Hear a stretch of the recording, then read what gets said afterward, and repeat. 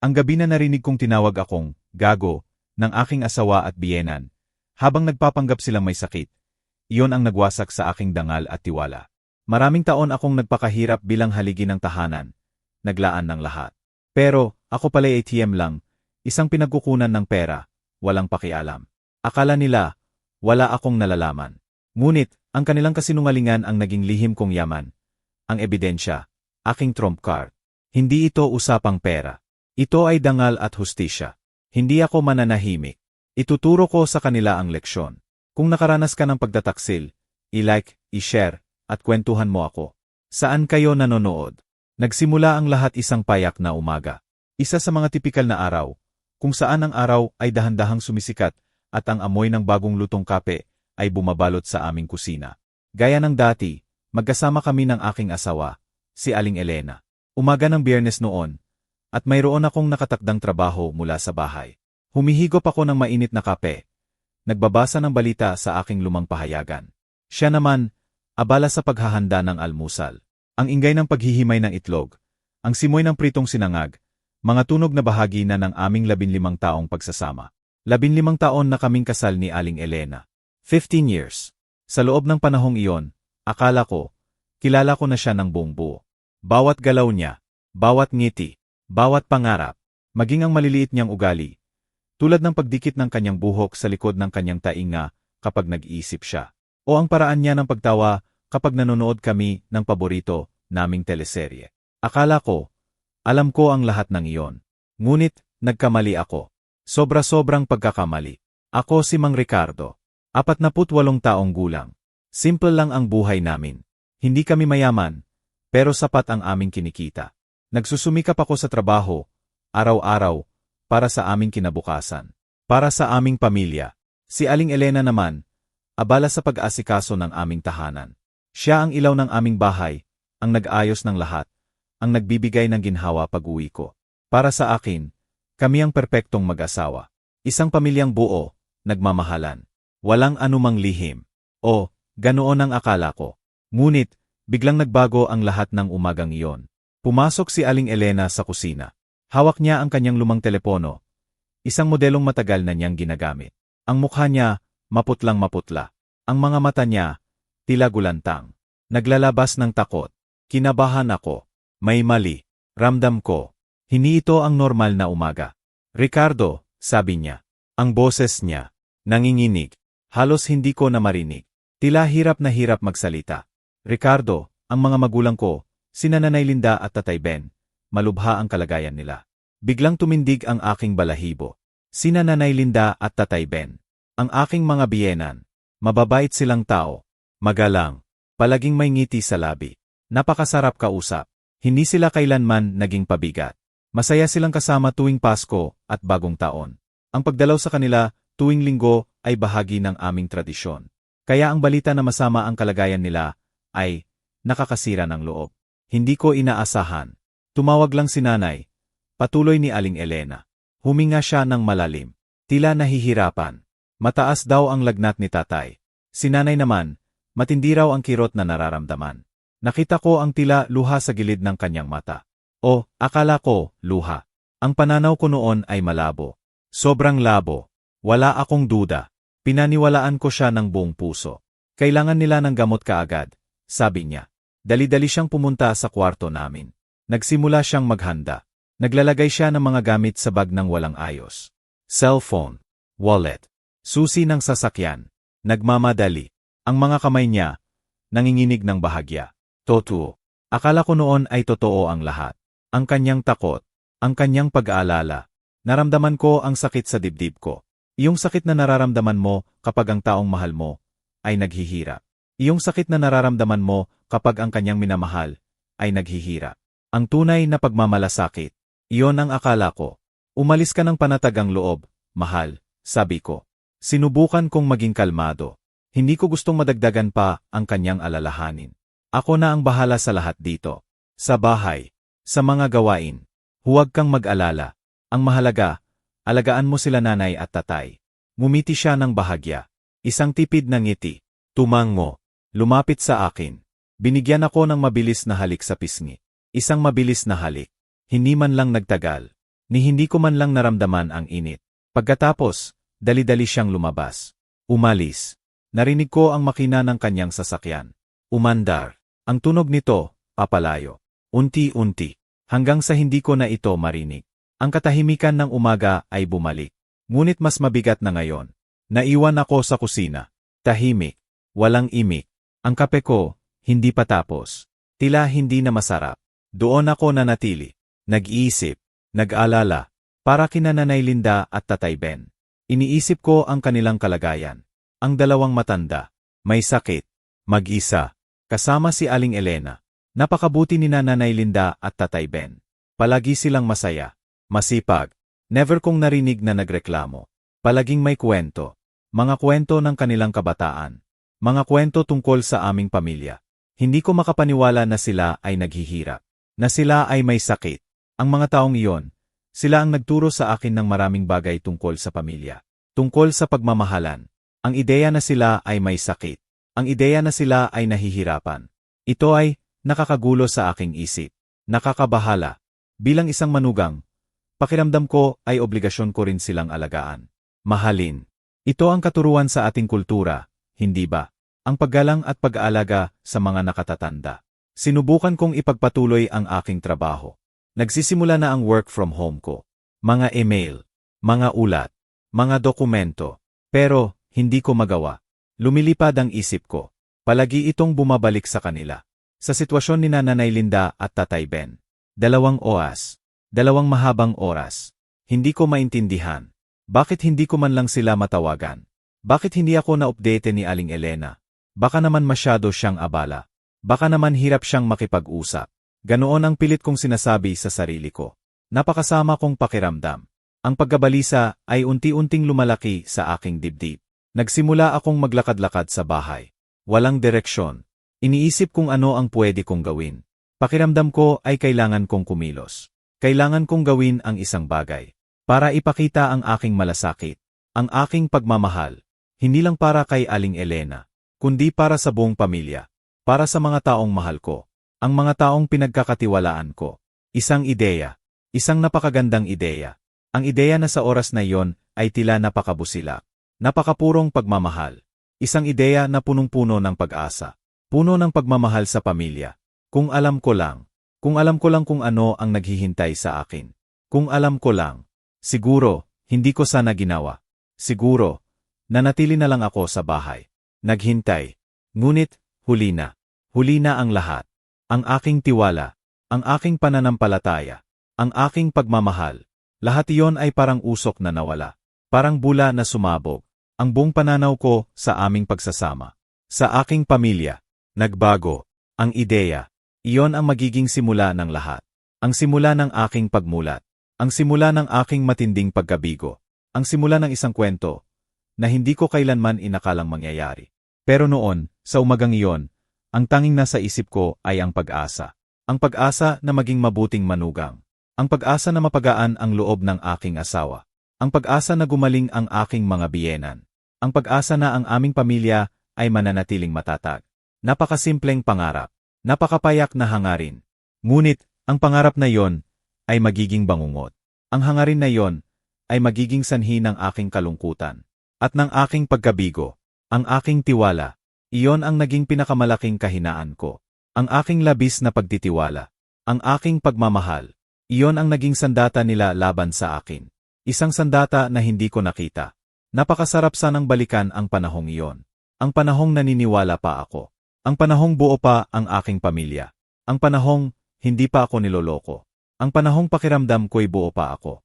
Ngunit, hindi na pwedeng balikan. Wala nang babalikan. Ang pagtataksil, ito ay parang isang malalim na sugat. Mahirap gumaling. Minsan, hindi na talaga gumagaling. At ang sugat na iyon ay nagsimula sa isang umaga. Isang umaga na puno ng drama. Puno ng kasinungalingan. Isang umaga na, tanda ko pa rin, hanggang ngayon. Bawat detalye, bawat galaw, bawat salita. Habang naiwan ako sa tahimik na kusina, ang kape ko'y lumalamig na. Hindi ko na magawang ihihip pa. Nandoon lang ako, nakatayo. Nakatulala. Ang isip ko, malayo. Palaging bumabalik sa isang bagay. Sina Nanay Linda at Tatay Ben. Ang kalagayan nila. Ang tindi ng sakit na sinasabi ni Aling Elena. Napakasama ng pakiramdam ko. Iyong pakiramdam na may gusto kang gawin, pero hindi mo alam kung paano. Iyong pakiramdam na ang mga mahal mo ay naghihirap, at parang wala kang magawa. Bilang manugang, bilang asawa, pakiramdam ko'y dapat akong kumilos. Dapat akong umalalay. Ito ang aking tungkulin. Sinubukan kong ipagpatuloy ang trabaho ko. Nagbukas ako ng laptop. Nagsimulang magbasa ng mga email. Pero, lumilipad ang isip ko. Paulit-ulit sa isang tanong. Kumusta na kaya sila? Bakit hindi pa nagte-text si Aling Elena? Baka naman, tulad ng sabi niya, sobrang abala siya. Baka nag-alaga siya. Hindi ko gustong mag-istorbo. Kaya hinayaan ko na lang. Pero, hindi ko talaga may focus ang sarili ko. Bawat letra na binabasa ko sa screen. Bawat ulat na sinusubukang intindihin. Ang isip ko'y naglalakbay. Nasa bahay ni Nanay Linda. Iniimagine ko sila. Naghihirap. Humihina. Kailangan ng tulong. 2 oras ang lumipas. Mahaba. Napakahabang 2 oras. Sa loob ng panahong iyon, hindi ako mapakali. Lumakad ako papunta sa sala. Tapos, sa kusina ulit. Sa labas ng bintana. Ang mga ulap, tila nagtatago sa araw. Parang nakikiramay. Bigla. May isang ideya. Isang liwanag. Sa gitna ng aking pagkabalisa. Isang ideya na, sa oras na iyon, ay tila napakaganda. Nagsilbing pag-asa. Magluluto ako, naisip ko. Maghahanda ako ng pagkain para sa kanila. Tama. Iyon ang perpekto. Pagkain. Lutong bahay. Masustansya. Iyong pagkain magbibigay ng ginhawa sa katawan. Sa kaluluwa. Kapag may sakit. Kapag mahina. Iyong pagkain magpaparamdam sa kanila na hindi sila nag-iisa. Na may nagmamahal. May nagmamalasakit. Nagkaroon ako ng bagong sigla. Ang bigat sa dibdib ko. Tila gumaan ng bahagya. Tumayo ako. Dumiretso sa kusina. Binuksan ang ref. Nagsimulang maglano. Ano kaya ang gusto ni Nanay Linda at Tatay Ben? Ang kanilang paborito. Mga pagkaing hindi lang masarap, kundi nakakapagpagaling din. Naisip ko. Sinigang na manok. Mainit. Masarap. Mayaman sa gulay. Malunggay. Sayot. Talong. Ang asim. Ang anghang. Tamang-tama para sa may lagnat. Para sa nanghihina. Para sa gustong lumakas. Sunod. Adobo. Paborito ko rin. Paborito rin nila. Malambot na karn. Baboy. Manok. Ang sarap ng suka at toyo. Ang bawang. Ang paminta. Simple. Pero punong-puno ng lasa. Iyong pagkain pwedeng iluto ng marami. Pwedeng kainin ng ilang araw. Walang sayang. Siyempre. Kanin. Hindi pwedeng mawala ang kanin. Mainit.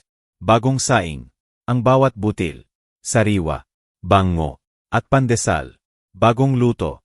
Malambot. Para sa agahan kinabukasan. O sa merienda. May palaman. O kahit walang palaman. Masarap pa rin. Naging abala ako.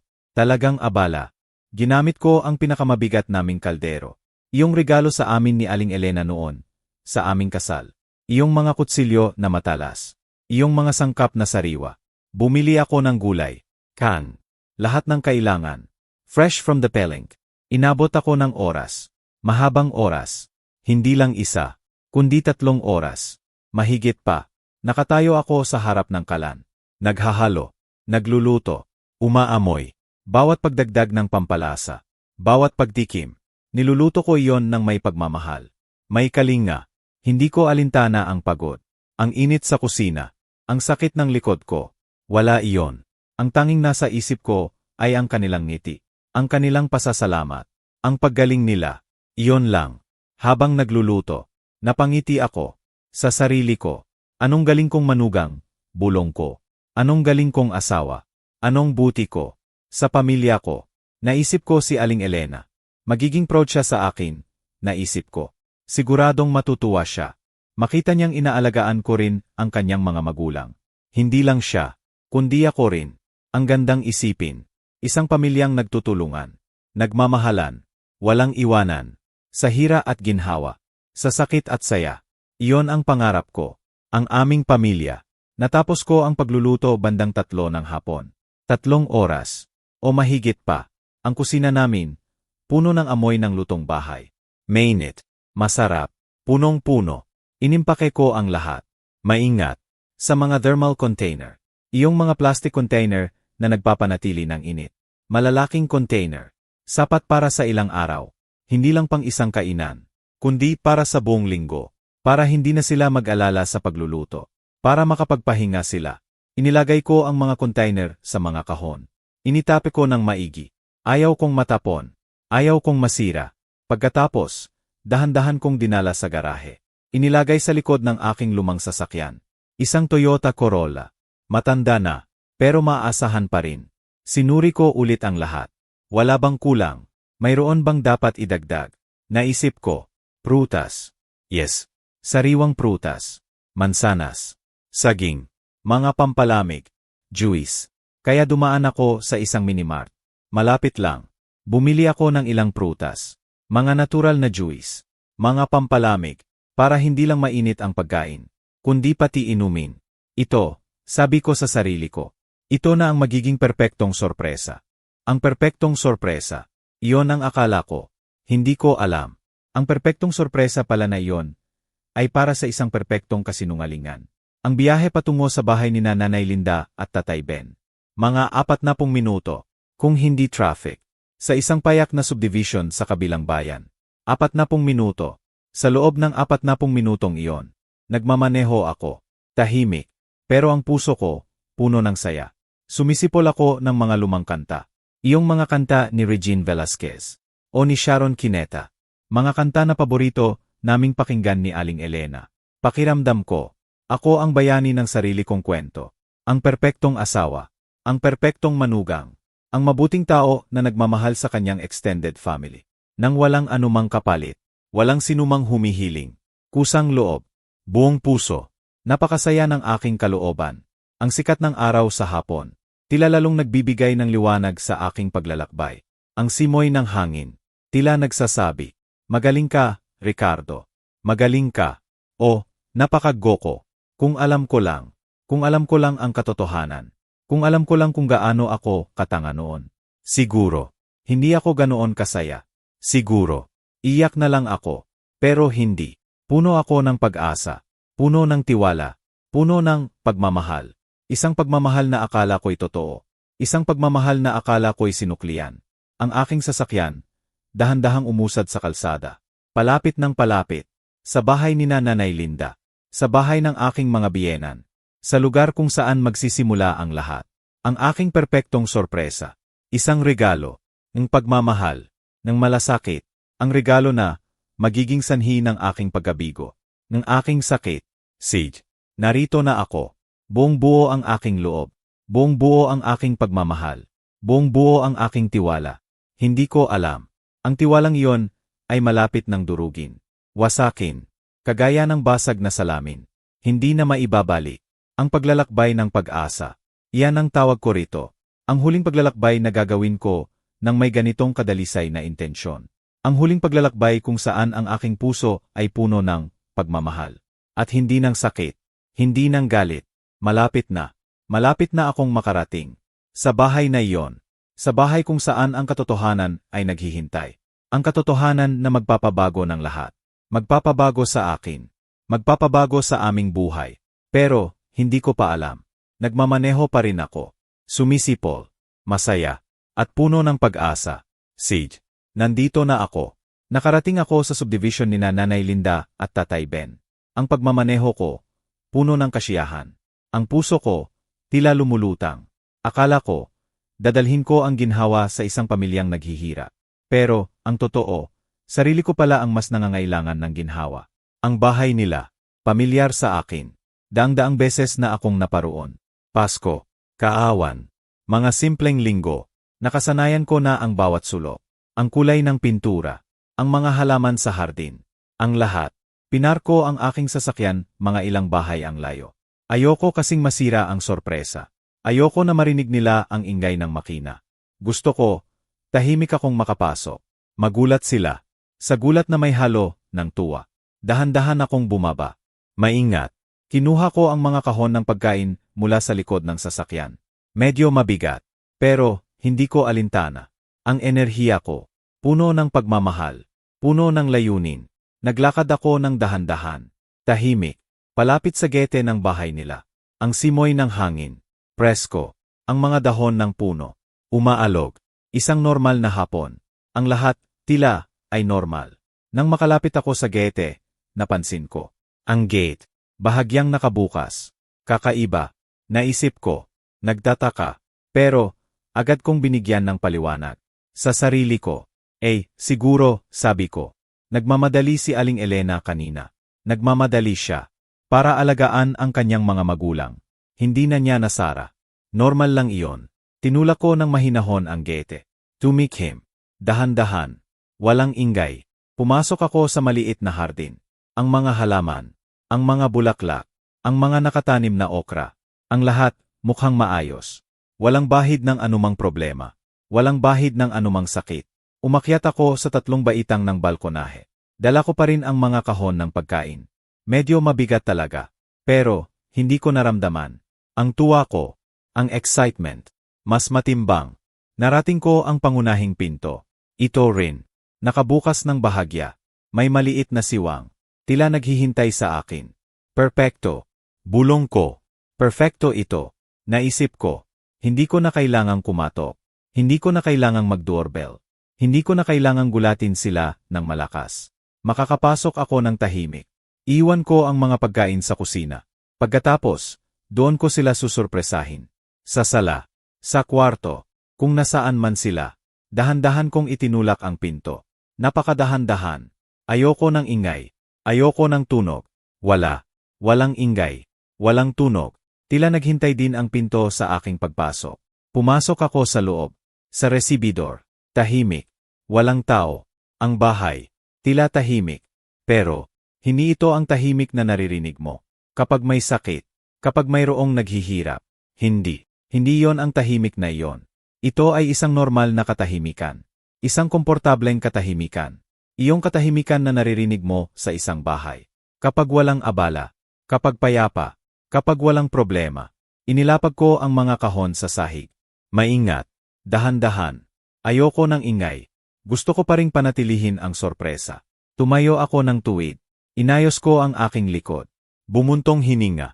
Ngayon na ang oras para sorpresahin sila. At doon ko narinig, mga boses, nagmumula, sa sala. Hindi ito unggol ng sakit. Hindi ito mahinang boses ng mga taong may sakit. Hindi, mali ako. Ito ay tawanan. Malakas na tawanan. Malinaw. Puno ng buhay. Huminto ang aking utak. Bigla. Tila may huminto sa oras. Nalito ako. Hindi ko maintindihan. Bakit may tawanan? Bakit ang saya ng boses? Sabi ni Aling Elena, malubha ang kalagayan nila. Kaya niya umalis ng nagmamadali. Para magdala ng gamot. Ano ito? Bakit ganito? Sinubukan kong humanap ng paliwanag. Sa utak ko. Siguro, sabi ko sa sarili ko. Gumaling na sila. Siguro mabilis na umepekto ang gamot. Ang gamot na dinala ni Aling Elena. Patuloy ko. Siguro. Pinalala ko lang ang sitwasyon sa isip ko.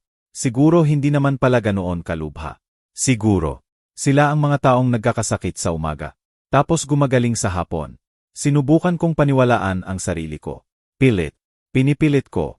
Ayaw kong mag-isip ng masama. Hindi ito. Hindi ito ang inaasahan ko. Dahan-dahan akong naglakad. Palapit sa sala. Nang walang ingay. Kahit ang aking mga hakbang. Tahimik. Sa sahig na kahoy. Ayoko pa ring masira ang sorpresa. Kahit na, sa loob ko, may kakaiba na akong nararamdaman. Ang pagkalito. Unti-unting napapalitan. Ang pagdududa. Ang takot. Ang isang malamig na pakiramdam. Sa aking tiyan. Lumapit ako. Sa entrada ng sala. Sumilip. Dahan-dahan. At ang nakita ko. Iyon. Ang nakita ko. Nagpabilis. Sa akin. Nang ganap. Nagyelo. Sa aking lugar. Parang. May nagpaus. Ang oras. Nandoon sila. Sina Nanay Linda at Tatay Ben. Ang aking mga biyenan. Sabi. May sakit. Sabi. Nasa bingit ng isang malubhang bagay. Sabi. Nangangailangan ng agarang gamot. At pangangalaga. Pero. Hindi sila nakahiga sa kama. Hindi sila maputla. Hindi sila mahina. Hindi sila naghihirap. Nandoon sila. Nakaupo. Sa sofa sa sala. Ganap. Na malusog. Ganap. Na normal. Tumatawa. Tumatawa pa nga sila. May hawak. Na baso ng tea. Si Tatay Ben. May bukas na pahayagan. Sa kanyang hita. Si Nanay Linda, kumakain ng biskwit, mula sa isang lata. Pareho silang mukhang perpektong maayos. Higit pa sa maayos. Mukha silang nakapahinga. Mukha silang relax. Mukha silang masaya. Ang nakita ko, iyon ang nagpabaliktad sa aking mundo. Iyon ang nagpawasak sa aking tiwala. Iyon ang nagbukas ng aking mga mata. Napakasarap sanang magsinungaling sa sarili ko. Naisip ko, na maghanap pa rin ng paliwanag. Ngunit, wala. Wala na akong makitang paliwanag. Iyon. Ang tawanan na iyon. Ang mga mukha na iyon. Ang iced tea. Ang biskwit. Ang pahayagan. Lahat. Nagsasabi ng isang katotohanan. Isang katotohanan na hindi ko kailanman inakala. Hindi ko kailanman gugustuhing marinig. Ang utak ko, nagtatrabaho ng mabilis. Nagsisimulang magdugtong ng mga pangyayari. Mula sa umaga. Mula sa pagmamadali ni Aling Elena. Mula sa kanyang maputlang mukha. Mula sa kanyang nanginginig na boses. Lahat. Nagiging kasinungalingan. Ang sakit. Nagkaroon ng malalim na butas. Sa aking dibdib. Mas masakit pa sa anumang sakit ng katawan. Nandoon lang ako. Nakatago. Sa likod ng peder. Pinagmamasdan sila. Hindi pa nila ako nakikita. Patuloy silang nag-uusap. Nagtatawanan. Sa isang bagay na nabasa ni Tatay Ben sa pahayagan. Tila. Ang mundo nila. Ay perpekto. Payapa. Masaya. Samantalang. Ang mundo ko. Ay nagigiba. Wasak. Sa harap ng aking mga mata.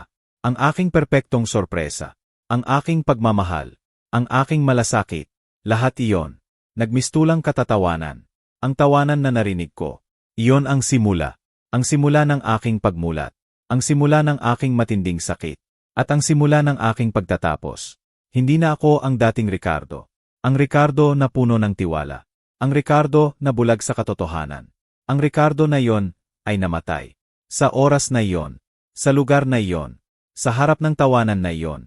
At ang tawanan na iyon. Ang boses ng pagtawa. Iyon ang naging musika. Ng aking pagkabigo. Nandoon lang ako. Nakatayo. Nakatago sa likod ng peder ng resibidor. Ang nakita ko. Iyon. Ang nakita ko ay parang isang suntok. Sa aking tiyan. Sa aking puso. Sina Nanay Linda at Tatay Ben. Ang aking mga biyenan. Sila na di umano'y malubha ang sakit. Sila na nangangailangan ng agarang gamot at pangangalaga. Nandoon sila. Nakaupo. Sa sofa. Masigla. Nakangiti. Tumatawa. Walang bakas ng lagnat. Walang bakas ng kirot. Walang bakas ng sakit. Si Tatay Ben. Nakabukas ang pahayagan sa kanyang hita. Relaxed. Comfortable. Si Nanay Linda. Kumakain ng biskwit. Mula sa isang lata. At umiinom ng iced tea. Ang mga ngiti nila. Ang kanilang pagtawa. Ang lahat. Para sa akin noon. Ito ay isang normal na senaryo. Pero ngayon. Sa oras na ito. Ang lahat ng iyon ay nagmistulang pek. Nagmistulang kasinungalingan. Hindi ko maintindihan. Bakit? Bakit sila nagpapanggap? Bakit sila nagsisinungaling? Ano ang nangyayari? Ang utak ko. Sinusubukang humanap ng paliwanag. Ang rason. Ang dahilan. Baka, naisip ko. Baka mabilis lang talaga ang epekto ng gamot. Baka, kakaiba lang talaga sila. Nagkakasakit sa umaga. Tapos, magaling na agad sa hapon. Pilit kong pinaniwalaan ang sarili ko. Ayaw kong mag-isip ng masama. Ayaw kong ang isip ko'y mapunta sa pinakamalalang posibleng katotohanan. Ngunit, unti-unti, ang bawat pilit na paliwanag, nagkawasak, nagmistulang usok, dahil sa nakikita ko, dahil sa katotohanan na bumabalot sa akin. Nandoon lang ako, pinagmamasdan sila. Wala silang kaalam-alam na nandoon ako. Sa likod ng peder, nagsisimulang gumuho ang aking mundo. Patuloy silang nag-uusap, nagtatawanan, tungkol sa isang bagay, na nabasa ni Tatay Ben sa pahayagan. Ang kanilang boses, masaya, malakas, walang bahid ng pag-aalala, walang bahid ng anumang problema. Pagkatapos, bigla, tumayo si Nanay Linda, mula sa sofa, ang kanyang galaw, agad, mabilis, walang hirap, walang kirot, walang indikasyon ng sakit. Naglakad siya patungo sa kusina, walang abala, walang pag-alinlangan, tila, ang kanyang katawan, ay perpektong malusog. Doon ko naramdaman, ang isang malamig na kamay, na humahawak sa aking puso, nagsimulang humigpit, nagsimulang kumalat ang lamig, sa aking buong katawan. Hindi, ito ay hindi ito totoo, walang saysay, lahat ng sinabi ni Aling Elena, lahat ng kanyang pagmamadali, ang kanyang maputlang mukha, ang kanyang nanginginig na boses. Lahat ng iyon ay isang malaking palabas, isang kasinungalingan, isang malaking kasinungalingan. Nagpabilis ang aking puso, pero hindi dahil sa takot, kundi dahil sa galit, sa pagtataksil. Tapos, bigla, narinig ko ulit ang boses.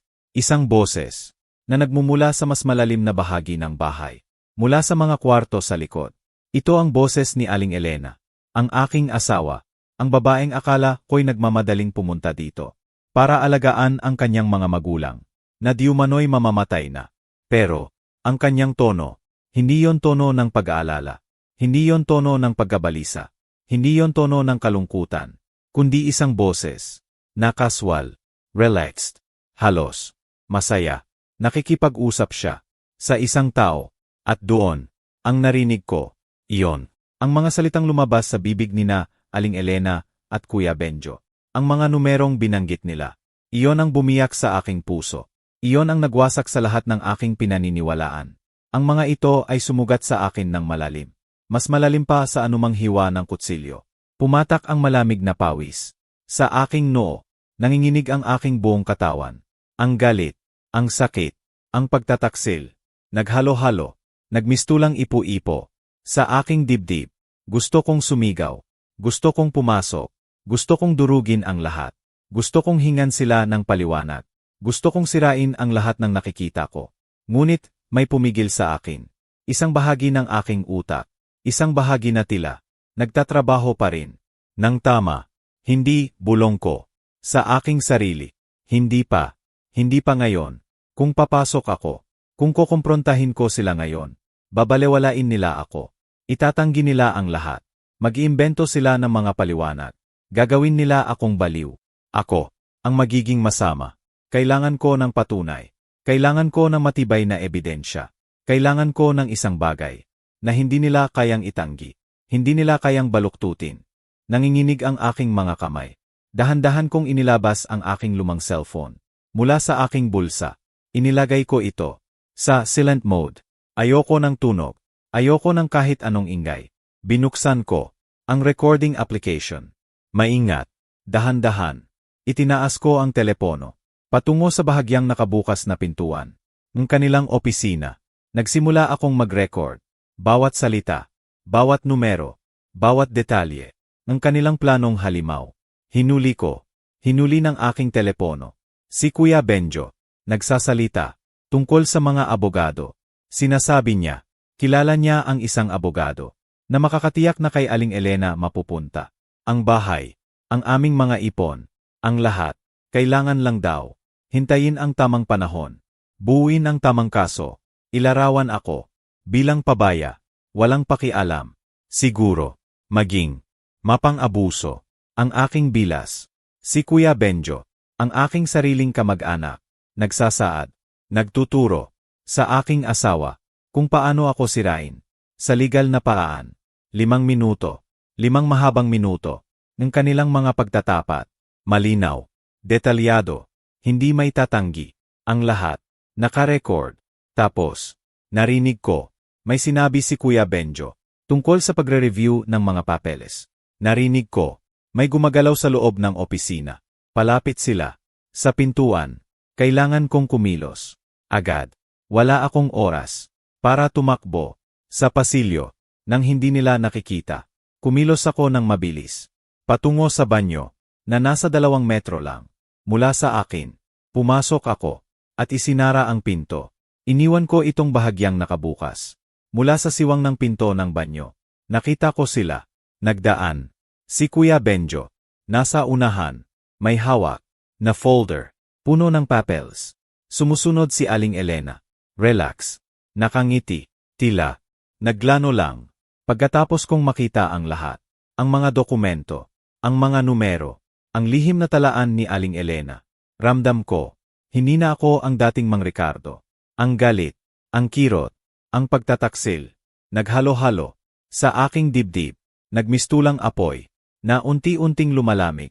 Nagiging yelo. Sa aking mga ugat. Hindi ako sumigaw. Hindi ako umiyak. Hindi ako nagwala. Hindi. Isang kakaibang kalmado ang bumalot sa akin. Isang kalmadong puno ng determinasyon, puno ng pag-iisip. Hindi ako magpapaapi, bulong ko. Sa aking sarili, hindi ako magpapatalo. Kailangan kong maging mas matalino sa kanila. Kailangan kong laruin ang kanilang sariling laro. Pero, kailangan kong maging mas mahusay, mas maingat.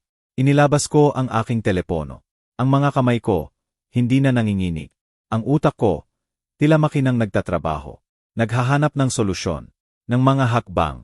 Ang una kong tinawagan, ang aking pinsan, si Ate Miguel. Siya ay abogado. Abogado sa diborsyo. Magaling siya. Kilala siya. Bilang isang abogadong, hindi natatalo. Pinsan, sabi ko, sa kabilang linya. Sinubukan kong gawing normal ang aking boses. Pero, alam kong hindi. Alam kong narinig niya ang bigat, ang lamig, sa aking boses. Ate Miguel, tawag ko sa kanya. Mas formal. May problema ako. Kailangan kitang makausap. Gayon. Kaagad. Importante. Tahimik siya. Sa kabilang linya. Siguro. Narinig niya talaga. Ang pagbabago sa tono ko. Si Ate Miguel. Kilala ako. Hindi ako kailanman nagkakaproblema. Hindi ako kailanman nagiging emosyonal. Ricardo, sabi niya. Ano bang nangyari? Halika sa opisina ko. Gayon. Hintayin kita. Huwag kang mag-alala. Agad. Sabi niya. Agad. Hindi siya nagtanong ng marami. Pinagkatiwalaan niya ako. Sa tono pa lang ng boses ko. Alam niyang. Seryoso ang problema. Pangalawa kong tinawagan. Ang aking accountant. Si Emar de la Cruz. Isang seryosong tao. Siya ang nag-asikaso ng aking mga buwis. Sa loob ng maraming taon. Emar de la Cruz, sabi ko. Kailangan ko ng tulong mo. Kailangan ko ng kopya. Ng lahat ng bank statements. Sa loob ng 3 taon. Lahat ng account ko.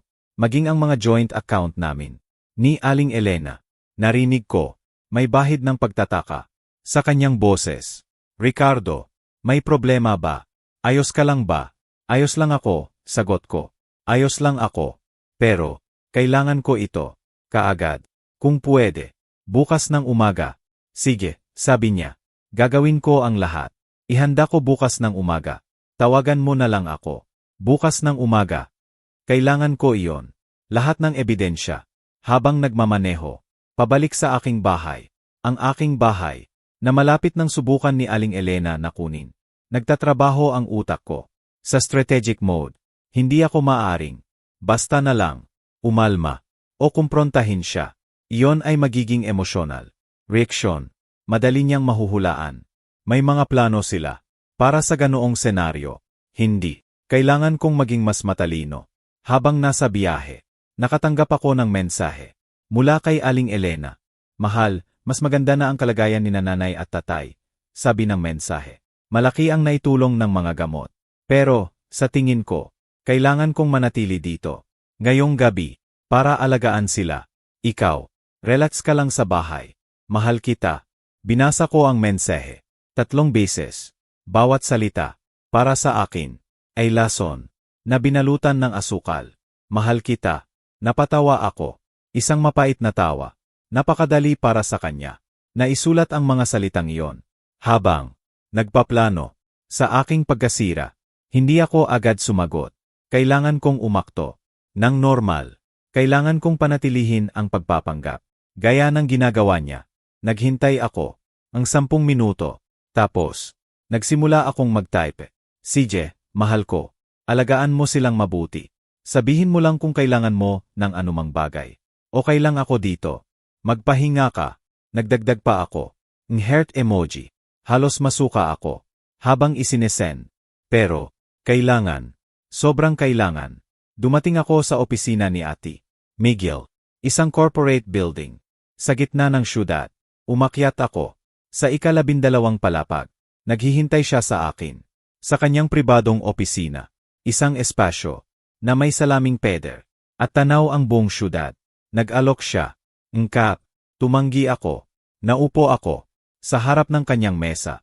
Tiningnan ako ni Ate Miguel. May ganoong ekspresyon. Ang mga abogado. Kapag alam nilang, may maririnig silang seryoso. Kwentuhan mo ako, Ricardo, sabi niya. Simple lang. At ikinuwento ko sa kanya. Lahat. Bawat detalye. Bawat salita. na narinig ko. Bawat dokumento na nakunan ko ng litrato. Inilabas ko ang aking telepono at ipinakita sa kanya ang mga audio recording. Pinakinggan namin ang pag-uusap ni na Aling Elena at Kuya Benjo. Tahimik na nakinig si Ate Miguel. Ang kanyang mga mata lumaki sa bawat revelasyon. Nang matapos ang recording, sumandal si Ate Miguel sa kanyang upuan. Sumipol ng mahina. Ricardo, sabi niya, ito ay ginto. Sa legal na usapan, mayroon kang ebidensya na hindi matatawaran. Ng pandaraya, sa kasal, pagtatago ng ari-arian, pagsasabwatan, para makagawa ng pandaraya. Hindi lang ito diborsyo, patuloy niya. Ito ay maaring magkaroon ng mga epekto na kriminal. Para sa kanya, tiningnan niya ako, direkta, sa aking mga mata. Ngunit, kailangan kong malaman, ng buong katapatan, gusto mo ba siyang sirain? O gusto mo lang protektahan ang sarili mo? Nagulat ako. Sa tanong, nag-isip ako. Sandali. Ang galit, nandoon pa rin, kumukulo, sa ilalim. Ngunit, may lumabas, na mas malakas. Ang survival instinct. Gusto kong bawiin ang akin, sabi ko. Sa wakas, gusto kong harapin niya ang mga kahihinatnan. Gusto ko ng hustisya. Pero higit sa lahat, gusto kong lumabas dito. Nang buo, ang aking dangal, at ang aking kayamanan. Tumango si Ate Miguel. Mabuti. Dahil kung tama ang laro mo, magagawa mo ang lahat ng iyan. Kumuha siya ng notebook, at nagsimulang magsulat. Una, sabi niya, hindi mo siya pwedeng kumprontahin pa. Huwag mong iparamdam na may nalalaman ka. Bawat araw, na akto kang normal, ay isang araw pa, na magkakamali siya, makakagawa pa ng ebidensya. Pangalawa, patuloy niya, kailangan nating i-freeze ang lahat ng joint accounts, kaagad. Pero, nang hindi mukhang kahina-hinala, paano natin gagawin yon? Tanong ko. Ngumiti si Ate Miguel. Madali. Bukas, pupunta ka sa bangko, magre-report ka ng kahina-hinalang aktibidad sa iyong mga account. Huwag mong babanggitin si Aling Elena. Sabihin mo, may napansin kang kakaibang galaw, posibleng external fraud. Ipi-freeze ng bangko ang mga account, pansamantala, habang iniimbestigahan. Ito ang pipigil sa mga transfer nang hindi na alerto si Aling Elena na nadiskubre mo siya. Ipinaliwanag niya ang plano. Kailangan nating kumuha ng pribadong investigador, isang taong magdodokumento ng lahat ang mga galaw ni Aling Elena, ang kanyang mga pagtatagpo kay Kuya Benjo, anumang iba pang account o ari-arian na hindi pa natin nadiskubre. Kailangan din nating seguruhin ang lahat ng personal mong gamit, mga importanteng dokumento, anumang bagay na may sentimental value. Kung sakaling maghinala siya, baka subukan niyang sirain ang ebidensya o kuhanin ang iyong mga gamit. Dahil sa galit, tumango ako habang sinasalo bawat salita. Ang utak ko gumagana ng buong bilis. Gayon, ang emosyon ay nasa likuran. Ito ay purong estratehiya. Lihim na digmaan. Gumawa si Ate Miguel ng ilang tawag. Habang nandoon ako, kinontak niya ang isang investigador. Nagngangalang Aling Cristina. Isa sa mga pinakamagaling. Ayon sa kanya, makakapagsimula si Aling Cristina. Bukas ng umaga, kailangan din nating ihanda ang demanda sa diborsyo. Patuloy ni Ate Miguel. Pero, ikaw, ang unang magsasampa.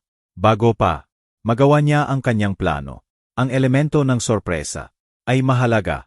Naniniwala siya na mayroon pa siyang 6 na buwan para patuloy na nakawin ang iyong pera. Kailangan nating putulin ang panahong iyon. Sa loob ng 2 linggo, maximum, handa na tayo para umatek. 2 linggo, 14 na araw, ang pag-aakto na parang walang nangyari. 14 na araw, ang paghalik sa aking asawa. Alam kong pinagtataksilan niya ako. 14 na araw, ng pagngiti, habang sa loob ko, ang lahat ay nasusunog. Kaya ko, sabi ko, tiningnan ako ni Ate Miguel. May bahid ng respeto. Alam kong kaya mo. Nakita ko na ang mga lalaki na gumuho sa mas mababa pa. May bakal ka sa iyong gulugod. Umalis ako sa kanyang opisina. May malinaw na plano. isang malinaw na ruta, patungo sa hustisya. Ngunit, mayroon ding malaking bigat sa aking dibdib, dahil isang bagay, ang malaman, na pinagtaksilan ka, at isa namang bagay, ang ipagpatuloy ang pamumuhay sa kasinungalingan.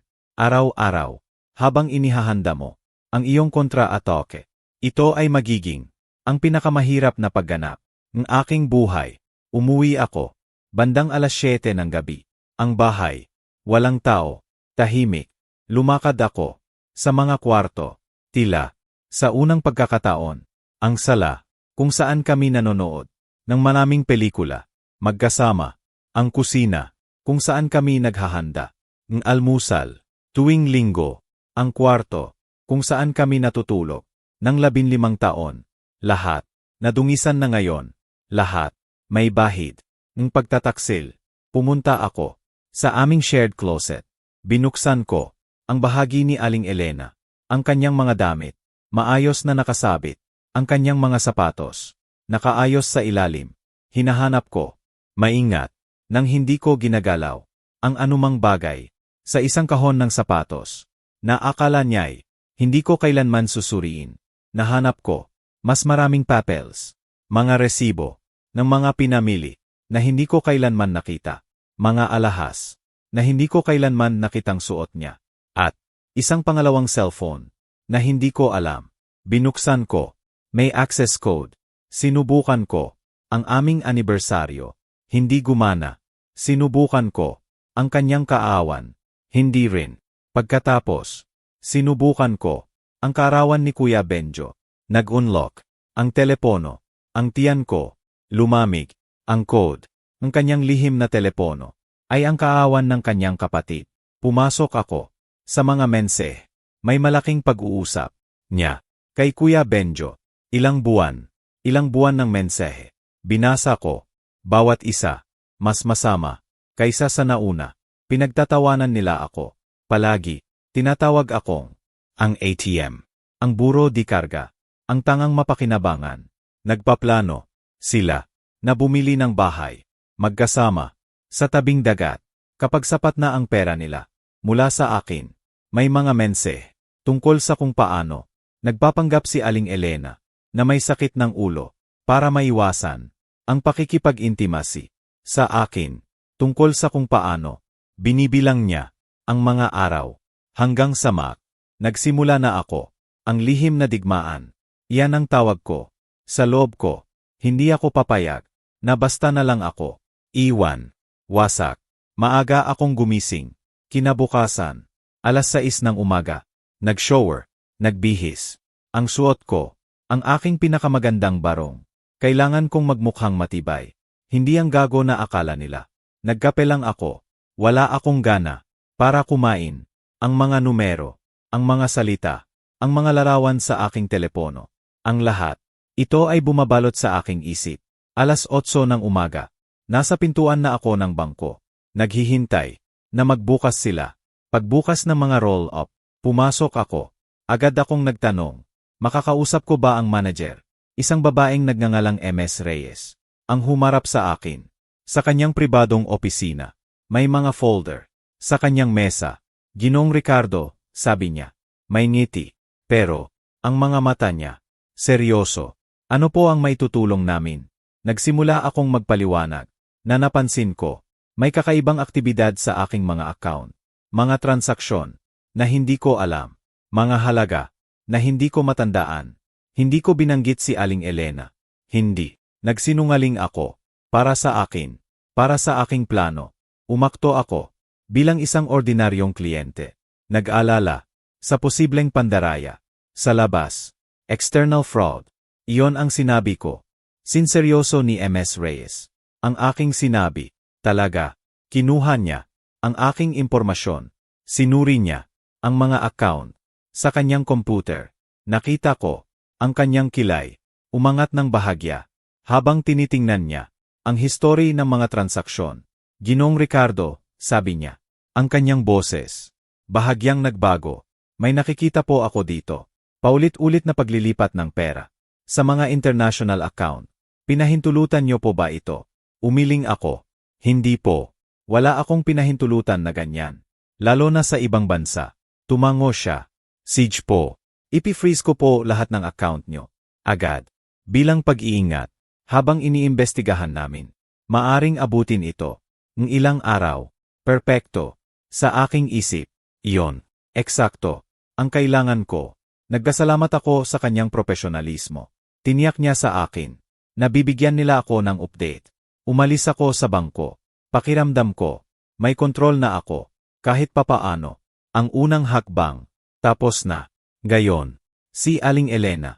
Kapag subukan niyang mag-transfer. Ang pera. Ngayong linggo. Gaya ng dati. Makikita niya. Na blocked ang accounts. Hindi siya makakakilos. Nang hindi. Naghihinala. Sa sarili niya. Dumiretso ako sa trabaho. May mga meeting. Buong araw. Kailangan kong panatilihing normal. Ang aking routine. Walang dapat. Magbago. Walang dapat. Ipakita. Na may alam ako. Sa mga meeting. Pinilit kong mag-concentrate. Ang mga numero. Ang mga ulat. Ang mga proyekto. Kailangan ng aking atensyon. Pero. Ang isip ko. Lumilipad pa rin. Kay Aling Elena. Kay Kuya Benjo. Sa kanilang planong halimaw. Tanghali. Nakatanggap ako ng mensahe. Mula kay Aling Cristina.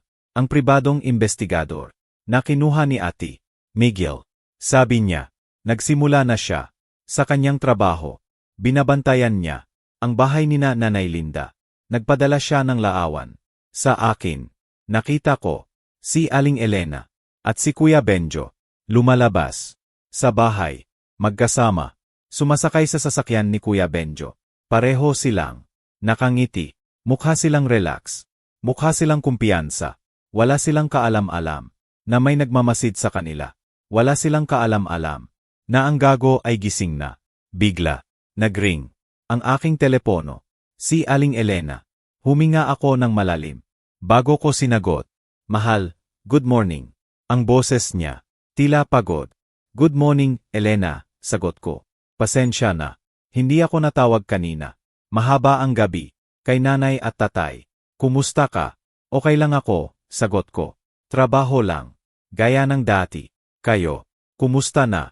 Bumuntong hininga siya. Dramatiko. Mas maganda na. Pero, mabagal pa rin. Sa tingin ko, kailangan kong manatili. Dito. Isa pang araw. Okay lang, mahal, sabi ko.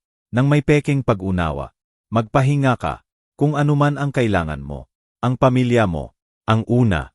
Halos marinig ko. Ang kanyang ngiti. Sa kabilang linya. Salamat sa pag-unawa, mahal. Ikaw. Ang pinakamagaling na asawa sa mundo. Ang mga salitang iyon. Masarap sana. Kung 2 araw na ang nakalipas. Gayon. Para sa akin. Lason yon. Sa aking tenga. Ang pinakamagaling na asawa sa mundo. Ang pinakamagaling na gago sa mundo. Iyon. Ang gusto niyang sabihin. Kinagabihan. Pagkatapos ng trabaho. Pumunta ako. Kay Emar de la Cruz. Ang aking accountant. Handa na niya. Ang lahat. Gaya ng kanyang pangako. 3 taon. Na bank statements. Naupo kami. Sa kanyang opisina. At sinuri. Bawat dokumento. Magkasama. Itinuturo ni Emar de la Cruz. Ang mga inconsistencies. Gamit ang kanyang daliri. Tingnan niyo po dito. Ginoong Ricardo, sabi niya. Noong Enero ng nakaraang taon, ang inyong kita ay 400,000. Pero, ang inyong gastos ay 475,000. Saan po napunta? Ang 75,000. Sinundan namin. Ang money trail. Mga maliliit na transfer. Sa simula. 10,000 dito. 15,000 doon. Napakaliit. Kaya hindi ko napansin. Pero, sa paglipas ng panahon, lumalaki ang mga ito. 25,000, 50,000, 100,000, bawat linggo, parang relo, regular. Kinwenta ni Emar de la Cruz. Ang kabuuan, sa loob ng 3 taon, halos 5 milyon. Ang nawala, sa aming accounts, 5 milyon. Nagtrabaho ako, para sa 5 milyon, na hindi ko kailanman nakita. Pero, mayroon pa, sabi ni Emar de la Cruz. Sinuri niya. Ang iba pang papeles. May bahay po kayo. Sa inyong pangalan. Pero, nakita ko dito. 2 taon na ang nakalipas. Kumuha kayo. Ng line of credit. Sa bahay na iyan. Para sa 2 milyon. Naalala nyo po ba? Na pinirmahan nyo iyan. Tiningnan ko siya. Wala akong maintindihan. Hindi po. Hindi ako kumuha ng anumang line of credit. Kinunot ni Emar de la Cruz ang kanyang noo. Kung ganoon, may gumawa. At tingnan nyo po dito. Ang perang iyon ay inilabas at inilipat sa isang account na hindi ko kilala. Ang aking bahay, ginagamit nila ang aking sariling bahay bilang collateral para magnakaw ng mas maraming pera. Ang bahay na binayaran ko sa loob ng maraming taon. Ang bahay kung saan akala ko ako ay tatanda. Nilagyan nila ng utang na 2 milyon nang walang kaalam-alam. Paano ito nangyari? Hindi ko pinirmahan yon, tanong ko. Tiningnan ako ni Emar de la Cruz nang may awa. Kung may access po ang inyong asawa sa inyong personal na dokumento, medyo madali lang po na pekehin ang isang pirma, lalo na kung may kakuntsaba sa bangko na handang hindi masyadong suriin. Isang kakuntsaba sa bangko, isang insider. Ang sabuatan na ito mas malalim kaysa sa akala ko. Ilang tao pa ang sangkot sa pagnanakaw sa akin. Ilang tao ang may alam at nanahimik. Naramdaman ko na nahihilo ako. Saglit, nag-alok si Emar de la Cruz. Ang tubig, ininom ko, dahan-dahan. Sinusubukang iproseso ang bagong layer na ito. Ang pagtataksil, kailangan ko ng kopya. Ang lahat ng ito, sabi ko. Sa wakas, handa na ni Emar de la Cruz. Binigyan niya ako ng isang makapal na folder na may bawat dokumento, bawat bank statement, bawat kahina-hinalang transaksyon. Markado, ang yellow highlighter. Mayroon pa akong iba, sabi niya. Tumawag ako sa mga kontak ko. Sa ibang bangko, mayroon ang inyong asawa. Ang 3 accounts na malamang hindi nyo alam. Isa, sa kanyang personal na pangalan. 2, sa pangalan ng kanyang kapatid na si Kuya Benjo. Ang kabuuang balanse, umaabot sa 10 milyon. 10 milyon, hindi 4 milyon. Gaya ng narinig ko, mahigit double. Sobrang dami. Naramdaman ko na umiikot ang kwarto. Mga taon ng aking buhay, mga taon ng trabaho, lahat naging numero sa mga account na hindi ko kailanman nakita. Sinadyang inubos nila ako. Sistematikong tila ako ay isang renewable resource. Tila ang tanging layunin ko ay magbigay ng pera para sa kanilang kasiyahan. Nagpasalamat ako kay Emar de la Cruz. Sa kanyang masusing trabaho, inilagay niya ang isang kamay sa aking balikat. Ricardo, sabi niya, ako ay accountant. Sa loob ng 30 taon, marami na akong nakitang kaso, ang financial fraud. Pero, ito ay isa sa mga pinakakalculated na nasaksihan ko. Ang inyong asawa ay napakatalino. Alam niya, eksakto, kung paano ito gawin. Nang hindi, nag-iwan, ng halata, na bakas, kung hindi nyo lang, nadiskubre, ang pag-uusap na iyon, sa aksidente, malamang, hindi nyo kailanman, nalaman, hanggang sa, huli na ang lahat, umalis ako, sa opisina ni Emar de la Cruz, may hawak, na folder, sa ilalim ng aking braso, lumulubog na ang araw, ang kalangitan, kulay orange, at violet, ang ganda. Ang ironic na ang mundo ay napakaganda habang ang aking mundo ay nagigiba. Nagmaneho ako pabalik sa bahay sa autopilot mode. Ang mga kamay ko sa manibela, ang isip ko nasa ibang lugar. Ganap, dumating ako sa bahay bandang 8:00 ng gabi. Kumain ako direktang mula sa ref. Hindi ko na ininit ang pagkain, malamig na pasta, lasang karton. Pero, wala akong pakialam. Walang lasa ang lahat. Nitong mga nakaraang araw, naupo ako sa sofa, kasama ang aking laptop. Binuksan ko ang aking email. May mensahe mula kay Aling Cristina, ang investigador.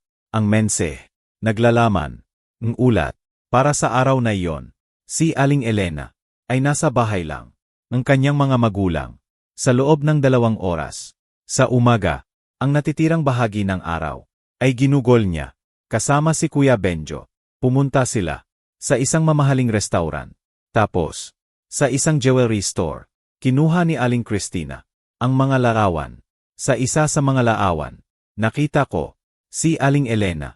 Sinusubukan ang isang kwintas. Sa isa pa, nakita ko si Kuya Benjo. Nagbabayad gamit ang kanyang card. Ang aking pera, bumibili ng alahas para sa aking asawa. Katuwaan ng kanyang kapatid. Ang kahihiyan, walang katapusan. Mayroon pang mga larawan. Si Aling Elena at si Kuya Benjo sa isang cave. Nakaupo, sobrang lapit, ang kanilang mga ulo, magkadikit, tumatawa. Sa isa pang larawan, nakita ko si Kuya Benjo, may braso. Sa balikat ni Aling Elena, mukha silang sobrang comfortable, sobrang malapit. Mayroong isang bagay sa aking tiyan na lumamig. Hindi, sabi ko, sa aking sarili. Huwag kang mag-isip ng ganyan. Masama na. Huwag mo nang dagdagan pa. Ang ganyang hinala. Pero, ang binhi ay naitanim na. Ang paan nila ng pagtingin sa isa't isa. Sa mga larawan, ang pagiging pamilyar, ang pagiging intimate. Magkapatid sila. Pero, may kakaiba. Talaga. Baka, sobra lang akong nasaktan. Sa puntong ito, na nakikita ko na, ang pagtataksil, sa bawat anino, hindi ko na kayang, pagkatiwalaan, ang sarili kong paghuhusga. Gayon, lahat ng akala kong alam ko, ay naging kasinungalingan. Noong gabing iyon, tumawag ulit si Aling Elena. Sabi niya, babalik siya, bukas ng hapon, na ang kanyang mga magulang, ay sa wakas, stabil na-miss na niya ako, na gusto na niyang umuwi. Sa akin, miss na rin kita, nagsinungaling ako. Magkita tayo bukas. Gumawa siya. Ang tunog ng halik. Sa telepono, mariin kong ipinikit ang aking mga mata. Paano niya nagagawa iyon? Paano siya nagiging napakamapagmahal, napakasincere, habang sinasaksak niya ako sa likod.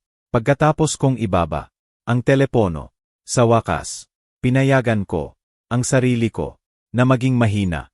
Kumuha ako ng isang malaking baso ng whiskey. Ininom ko agad ang likido. Sinunog ang aking lalamunan. Pero ang sakit ay welcome. Isang bagay na totoo. Isang bagay na nararamdaman. Kumuha ako ng isa pa at isa pa. Hindi hanggang sa malasing ako, kundi hanggang sa mawala ng bahagya. Ang sakit, ang hapdi, ng pagtataksil, kahit pansamantala. Bukas, babalik na siya sa bahay. Kailangan ko siyang makita. Kailangan ko siyang hawakan. Kailangan kong umakto, na parang walang nangyari. Na parang, ako pa rin, ang tangang asawa, na akala niya'y ako. Konti na lang, sabi ko, sa aking sarili. Konti na lang, ilang linggo pa, ang pagpapanggap, at matatapos na ang lahat. Darating ang hustisya. Kailangan kong maniwala. Iyon ang tanging nagpapanatili sa akin na matino. Ang sumunod na araw, matapos ang pag-usap namin ni Emar de la Cruz, ay puno ng paghihintay. Puno ng pagpapanggap. Dumating si Aling Elena sa bahay. Bandang 5:00 ng hapon. Isang oras akong mas nauna sa kanya. Sinigurado kong ang lahat ay magmukhang normal. Ang sala, maayos. Ang aking bag, sa tabi ng pinto. Ang aking jacket, nakasabit sa sabitan. Ang perpektong asawa, na bagong uwi mula sa trabaho. Narinig ko ang sasakyan niya. Nagpark sa labas. Huminga ako ng malalim. Lalim na lalim. Ang pagganap, nagsisimula na. Gayon, pumasok siya. Dala ang kanyang bag. Sa balikat, mukha siyang pagod. Baka, nagpapanggap lang din siya. Hindi ko na alam. Hindi ko na matukoy. Kung ano ang totoo. Kung ano ang palabas. Mahal, sabi niya. Ngumiti siya. Pero, ang ngiting iyon, hindi na nakarating sa kanyang mga mata. Sa tingin ko, tumayo ako mula sa sofa. Lumapit sa kanya. Niyakap ko siya. Ang pabango niya, bumalot sa akin. Iyong pabango na ako mismo ang bumili. Para sa kanya, sa aming anibersaryo. Ang katawan ko, matigas. Pero, pinilit kong mag-relax. Hindi siya dapat makahalata ng anumang kakaiba. Kumusta na ang mga magulang mo? Tanong ko. Sinubukan kong gawing normal ang aking boses. Kahit ang bawat salita ay parang buhangin na pumapasok sa aking lalamunan. Ay, mas maganda na, Ricardo, sagot niya. Ibinaba niya ang kanyang bag. Salamat sa Diyos. Virus lang pala. Matindi. Pero, gumagaling na sila. Tiningnan niya ako. Gamit ang mga mata niya. Iyong mga mata na minsan. Nagparamdam sa akin. Ang pagmamahal. Ang pagiging buo. Salamat sa pagiging. Napakaunawa, Ricardo, sabi niya. Hindi lahat ng asawa ay ganoon. Kamo. Ngumiti ako. Pinilit kong ang ngiting iyon ay umabot sa aking mga mata. Para saan pa? Hindi ba? Para suportahan ang isa't isa. Ang gabi na iyon, nag-dinner kami. Magkasama. Nagluto siya. Ng pasta. Ang paborito kong ulam.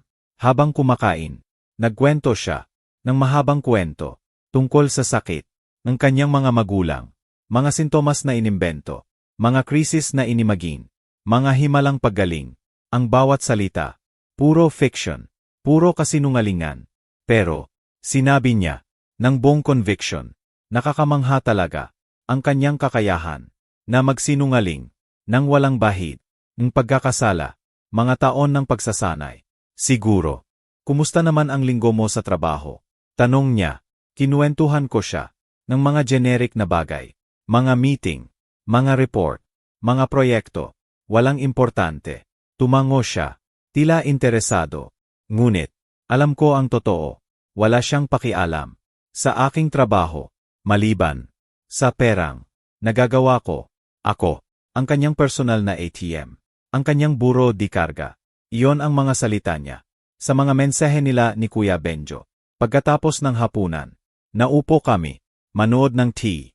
Sumiksik siya sa tabi ko, sa sofa, ang kanyang ulo nasa aking balikat. Noong araw, ang ganito ay pupuno sa akin, ang init, ang pagmamahal. Gayon, nandidiri ako, pero hinayaan ko siyang manatili doon. Ipinatong ko pa ang braso ko sa kanya. Ang mapagmahal na asawa, ang tangang mapagtiwala, kailangan ko siyang paniwalain, na walang nagbago. Ang mga sumunod na araw, para sa akin, ay purong pahirap. Bawat umaga, gumising sa tabi niya. Bawat gabi, kumain kasama siya. Bawat sandali, magpanggap, na ayos lang ang lahat. Samantala, sa ilalim ng lahat ng iyon, ang makinarya ng batas, ay umaandar. Nagtatrabaho si Ate Miguel sa mga dokumento ng diborsyo. Si Aling Cristina, ang investigador, patuloy na kumukuha ng ebidensya. Si Emar de la Cruz, inaayos ang lahat ng impormasyon sa pananalapi. Ang mga piyesa, kumikilos ng tahimik. Isang gabi, 5 araw, matapos bumalik si Aling Elena, nakahiga kami sa kama. Nilapitan niya ako. Sinubukang simulan ang aming pagiging intimate. Dahan-dahan akong lumayo. Sinabi ko sa kanya, napagod ako, na mabigat ang linggo ko. Sa trabaho, nagpout siya. Ay, CJ, mahal. Magpahinga ka. Tumalikod siya, at mabilis na nakatulog. Nanatili akong gising, nakatingin sa kanyang likod. Nagtataka, paano ako napunta sa ganito? Paano ako naging napakabulag? Kinabukasan, nakatanggap ako ng tawag mula kay MS Reyes. Sa bangko. Ginoong Ricardo, sabi niya, kailangan po kayong pumunta sa branch. May bagong balita tungkol sa inyong kaso. Pumunta ako sa oras ng lunch ko. Pinapasok ako ni MS Reyes sa kanyang opisina. May mga dokumento nakakalat sa kanyang mesa.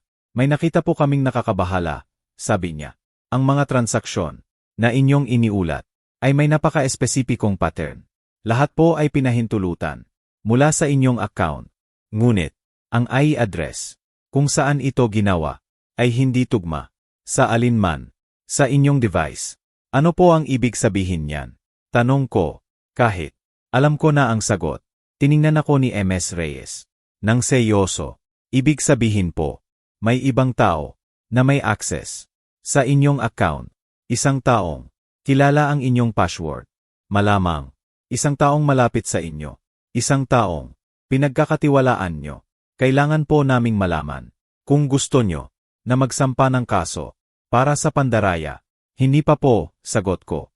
Kailangan ko pa pong tapusin ang pagkuha ng ebidensya. Tumango si MS Reyes. Naiintindihan ko po.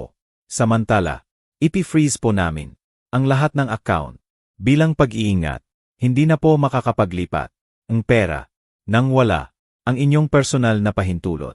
Nagbigay ito sa akin ng kasiyahan, si Aling Elena. Siguradong nagkakaproblema sa pagtatangka na gawin ang kanyang lingguhang transfer nang walang tagumpay. Parang inanyayahan ko ang tawag. Nagring ang telepono ko. Si Aling Elena. Huminga ako ng malalim. Bago ko sinagot, "Mahal, may problema sa bangko," sabi niya. Ang kanyang boses. Sinusubukang maging kaswal. Pero, nakita ko ang kanyang takot. Sa ilalim, sinubukan kong maglipat ang pera para sa ilang bayarin. At, blocked ang account. May alam ka ba dito? Umakto ako. Na nagulat. Talaga, hindi. Wala akong alam. Baka error lang sa sistema. Tawagan mo ang bangko. Tinawagan ko na, sagot niya. Sabi nila, ikaw daw ang nag-report ng kahina-hinalang aktibidad. At, ipi-freeze nila ang lahat.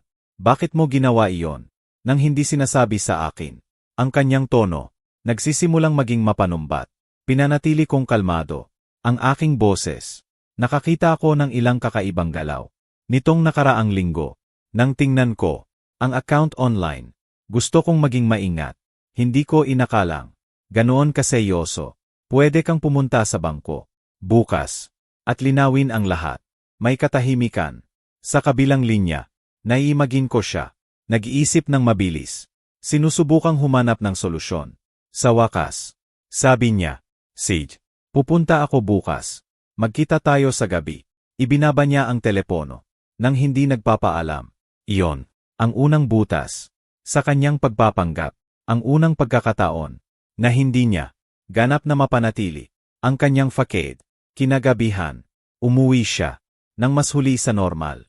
Sabi niya, mayroon siyang ilang pinuntahan. Mukha siyang balisa. Nag-alala. Sa hapunan, tahimik lang siya. Umakto ako na parang wala akong napapansing kakaiba. Nagtanong ako tungkol sa araw niya. Sumagot siya ng mga monosyllable. Pagkatapos ng hapunan, nagkulong siya sa banyo ng matagal. Narinig ko ang kanyang boses. Bumubulong. Nakikipag-usap siya sa isang tao. Malamang kay Kuya Benjo. Kinabukasan, nagpadala si Aling Cristina ng mga bagong larawan. Pumunta si Aling Elena para makipagkita kay Kuya Benjo sa isang pampublikong parking lot. Ipinapakita sa mga larawan na nasa loob sila ng sasakyan ni Kuya Benjo. Nag-uusap ng matindi. Sa isang larawan, nakita ko si Aling Elena. Hawak ang kanyang ulo. Mukha siyang stressed. Sa isa pa, si Kuya Benjo. May diin sa kanyang mga kilos. Nagkakaproblema sila. Ang kanilang perpektong plano nagkawasak at hindi nila maintindihan kung bakit.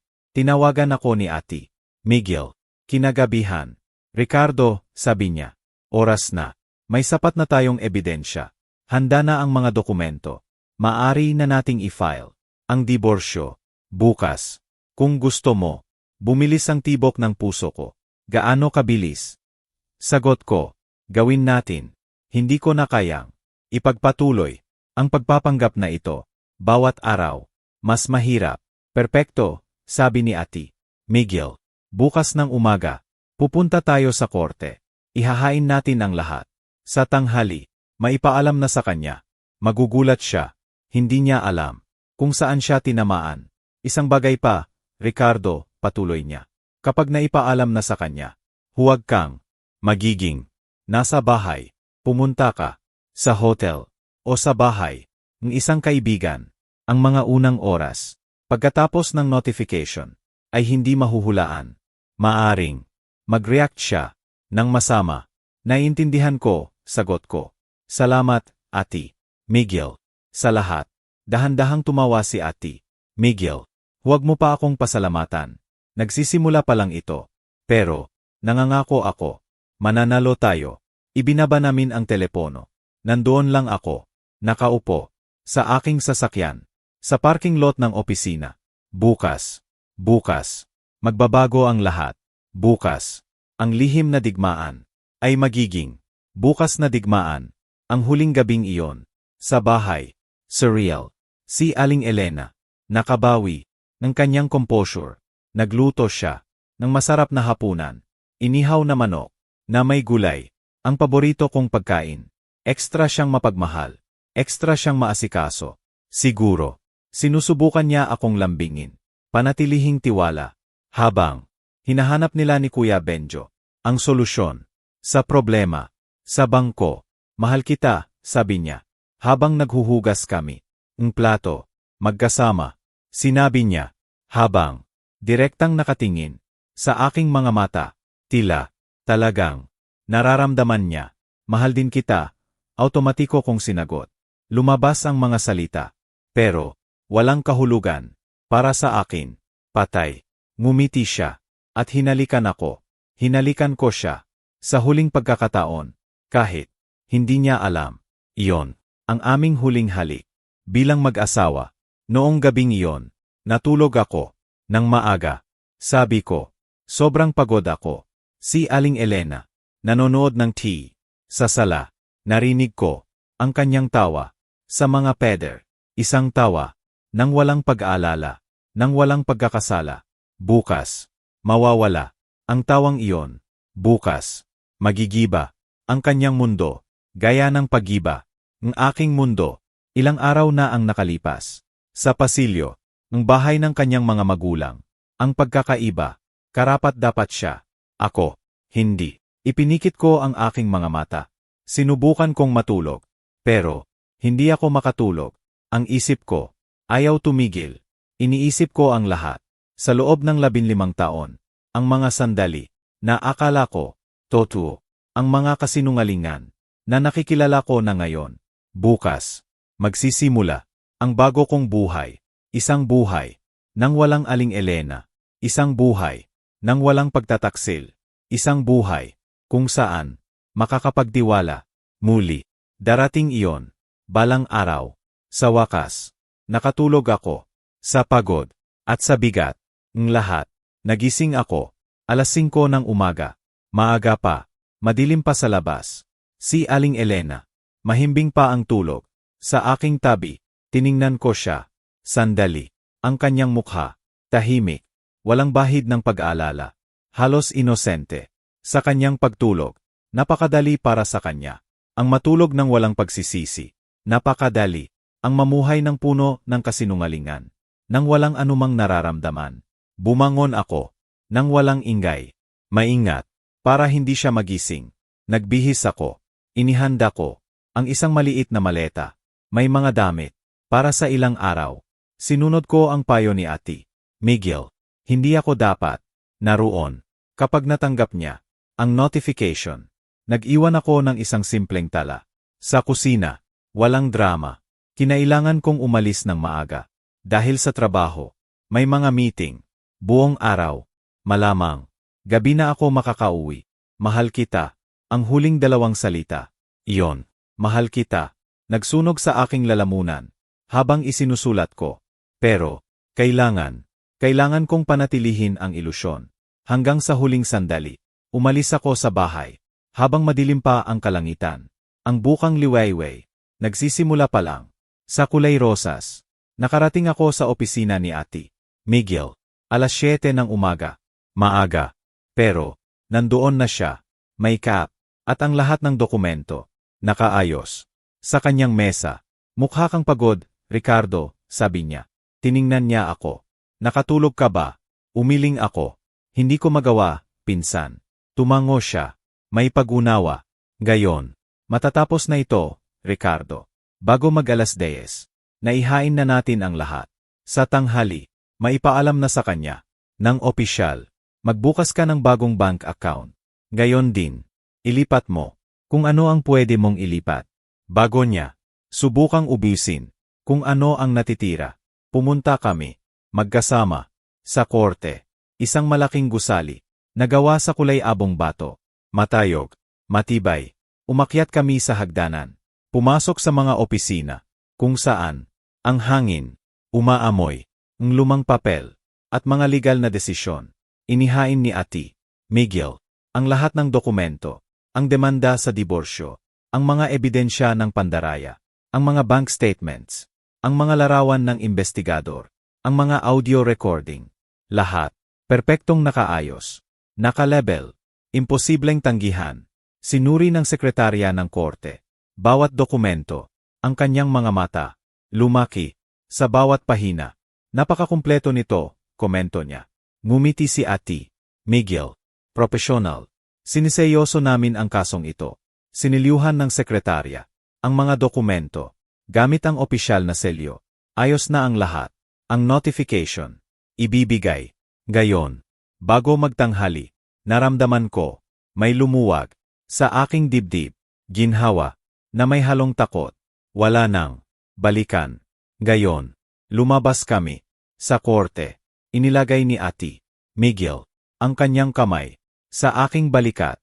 Gayon, ang mahirap na bahagi, sabi niya, maghintay, lumayo ka sa bahay, huwag mong sagutin ang kanyang mga tawag. Kaagad, kapag tumawag siya, hayaan mo siyang iproseso, mag-isa, sa loob ng ilang oras. Kapag sa wakas, kinausap mo siya, panatilihin mong kalmado, anuman ang sabihin niya. Huwag kang magpadala sa kanyang galit. Tumango ako, naiintindihan ko, pumunta ako sa isang hotel, isang maliit at diskretong hotel, sa kabilang dako ng syudad. Nagrenta ako ng isang kwarto para sa isang linggo. Inilagay ko ang aking mga gamit. Naupo ako sa kama, tiningnan ko ang aking telepono. 11:00 ng umaga. Anumang sandali, si Aling Elena ay tatanggap ng bisita mula sa opisyal ng korte. Anumang sandali, ang kanyang mundo ay sasabog. 11:30, tanghali, 2:15. Ang aking telepono, nanatiling tahimik. Baka, naisip ko, na-delay ang opisyal. Baka, wala siya sa bahay. 2:30. Pagkatapos, nag-vibrate ang aking telepono. Si Aling Elena. Hinayaan ko itong mag-ring. Minsan, 2 beses, 3 beses. Mga missed calls. Nagpatong-patong. Pagkatapos, dumating ang mga mensahe. Ano ba ito, Ricardo? Sigaw ng text. Sagutin mo ang telepono. Kailangan kitang kausapin ngayon. Hindi mo pwedeng gawin ito. Ito ay mali. Tawagan mo ako agad.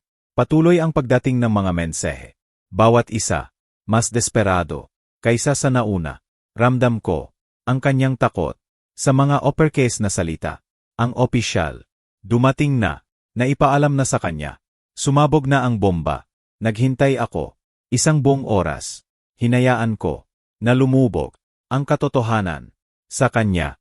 Sa wakas, 1:30 ng hapon, tinawagan ko siya. Sinagot niya. Sa unang ring, nasaan ka? Sigaw niya, ang kanyang boses. Purong galit. Ano itong demanda sa diborsyo? Ano itong tungkol sa pandaraya? Nababaliw ka na ba? Pinanatili kong kalmado. Ang aking boses. Halos malamig. Hindi ako nababaliw, Elena. Napakatino ko. Malamang. Sa unang pagkakataon, sa loob ng 15 taon, tumahimik siya. Sandali. Pagkatapos, nagbago. Ang kanyang tono. Naging malambing. Tila umiiyak. Mahal, hindi ko maintindihan. Bakit mo ito ginagawa? Pwede naman tayong mag-usap. Anuman ito, pwede nating ayusin. Wala nang ayusin, sagot ko. Alam ko na ang lahat, Elena. Alam ko ang tungkol sa mga lihim na bank accounts. Alam ko ang tungkol sa mga ari-arian na nakapangalan sa iyong mga magulang. Alam ko ang tungkol sa mga transfer sa ibang bansa. Alam ko na hindi sila kailanman nagkasakit. Alam ko si Benjo. Alam ko ang lahat. Isa pang katahimikan. Mas mahaba ito. Narinig ko siya. Mabilis na humihinga. Sa kabilang linya. Sa wakas. Nagsalita siya. Ang kanyang boses. Halos bulong. Paano? Hindi mahalaga, sabi ko. Ang mahalaga. May patunay ako. Ng lahat. Mga recording. Dokumento. Mga laawan. Lahat. Perpektong na dokumento. At lahat. Nasa kamay na. Ang korte. At ng aking abogado. Nagsimula siyang umiyak. Malalakas. Dramatiko. Ricardo, pakiusap. Ito ay hindi pagkakaunawaan. Pwede kong ipaliwanag ang lahat. Hayaan mo akong magpaliwanag. Nagkaroon ka ng mga taon. Para magpaliwanag, sagot ko. Mga taon. Para maging tapat. Pinili mong magsinungaling. Pinili mong magnakaw. Pinili mong magtaksil. Gayon. Harapin mo ang mga kahihinatnan. Nagbago ulit siya ng taktika. Nawala. Ang lambing. Ang kanyang boses. Naging lason. Pagsisisihan mo ito. Lalaban ako. Kukuha ako ng pinakamagaling na abogado. Iwanan kitang walang anuman. Nangangako ako. Subukan mo, sabi ko. Kalmado. May ebidensya ako. Ng pandaraya. Nalampas. Sa 1-0 milyon. Suwerte ka nga. Nadiborsyo lang. At pagbawi ng ari-arian. Ang hinihingi ko. Maaari pa akong magsampa ng kriminal na kaso. Maaari ko pa ring gawin yon. Huminto siya. Ang lason. Nawala. Napalitan. Ang takot. Hindi. Hindi mo gagawin yon. May pinagsamahan tayo. Minahal mo ako noon. Minahal kita, kumpirma ko. Minahal ko ang babae. Na akala ko'y ikaw. Pero, hindi siya kailanman nag-exist. Hindi ba, Elena? Isang karakter lang. Na ginampanan mo. Isang maskara. Na isinuot mo. Para ubuhin ako. Pinutol ko ang tawag. Bago pa siya makasagot. Binlock ko. Ang kanyang numero. Wala na kaming. Dapat pang pag-usapan. Ang mga sumunod na araw. Para sa akin. Ay parang ipo-ipo. Sinubukan ni Aling Elena. Nakontakin ako. Sa lahat ng paan. Mga mensahe. Mula sa hindi kilalang numero. Mga email. Mga mensahe sa social media. Lahat desperado. Ang ilan. Nagsusumamo. Ang ilan. Nagbabanta. Binalewala ko ang lahat. Malinaw na itinuro ni Ate Miguel. Lahat ng komunikasyon ay dapat dumaan sa mga abogado. Gayon, nagpadala si Aling Cristina, ang investigador, ng mas maraming impormasyon. Pumunta si Aling Elena para makipagkita kay Kuya Benjo. Agad. Pagkatapos, naipaalam sa kanya, ipinapakita sa mga larawan na nasa parking lot sila. Ng opisina ni Kuya Benjo. Si Aling Elena. Umiyak. Si Kuya Benjo. Hawak ang kanyang ulo. Pareho silang balisa. Ang kanilang perpektong plano. Nagkawasak. Sa harap ng kanilang mga mata. May nadiskubre din si Aling Cristina. Mas malalim na investigasyon. Tungkol kay Kuya Benjo. Lumabas. Na may utang siya. Sa pagsusugal. Malaki. Halos 2.5 milyon. Sa mga mapanganib na tao. Gayon. Ang lahat. Ay mas nagkaroon ng saysay. Desperado si Kuya Benjo. Para sa pera. Si Aling Elena. Ang kanyang kapatid. Nagkasabwatan sila. Gagamitin nila. Ang aking pera. Para bayaran. Ang utang niya. At bumuo. Ang bagong buhay. Para sa kanya. 2 ibon. Sa isang bato. Inihain ni Ate Miguel. Ang lahat ng karagdagang impormasyon na ito. Sa korte. Ang kaso. Lumalakas. Araw-araw. Sinubukan ng mga abogado ni Aling Elena na makipagnegosasyon. Gusto nila ng isang out-of-court settlement. Tinanggihan ni Ate Miguel. Bawat alok. Pupunta ito sa paglilitis, sabi niya sa akin. Alam nilang talo sila. Sinusubukan lang nilang bawasan ang pinsala. Pero, hindi natin sila bibigyan. Ang ganoong luho. 1 linggo. Matapos ang unang notification. Nakatanggap ako ng isang hindi inaasahang tawag. Si Tatay Ben. Ang aking biyenan. Ricardo, sabi niya. Ang kanyang boses. Tila pagod. Talunan. Kailangan kitang kausapin. Hindi ko po gustong makipag-usap. Sa inyo. Kahit kanino sa inyo, sagot ko. Bumuntong hininga si Tatay Ben. Naiintindihan ko, apo. Pero, kailangan mong malaman. Hindi namin alam. Ang lahat. Sinabi sa amin ni Elena. Na ito ay pera. Na pinag-ipunan nyo. Magkasama. Sinabi niya sa amin. Na ang mga ari-arian. Na nakapangalan sa amin. Ay para lang sa tax favor. Hindi namin alam. Na ninakaw iyon. Hindi ako naniniwala, sabi ko. Nakita ko kayo. Noong araw na iyon. Nakita ko kayong umakto. Mukha kayong sobrang comfortable. Sa kasinungalingan. Tumahimik si Tatay Ben. Sandali. Tama ka, pag-amin niya. Sa wakas. Alam naming may kakaiba. Pinili naming huwag magtanong. Pinili naming paniwalaan, ang maginhawang bersyon. Kaya ko ito itinatawag, para humingi ng paumanhin. Alam kong, hindi na ito magbabago, ng anuman, pero, kailangan kong sabihin. Ibinaba ko ang telepono, nang hindi sumasagot, ang kanyang paumanhin, walang kahulugan, ang pinsala, nangyari na, sila, ay bahagi nito, tahimik na kasabwat, gaya ni Aling Elena at Kuya Benjo, walang kapatawaran, para sa kanila, kahit kanino sa kanila.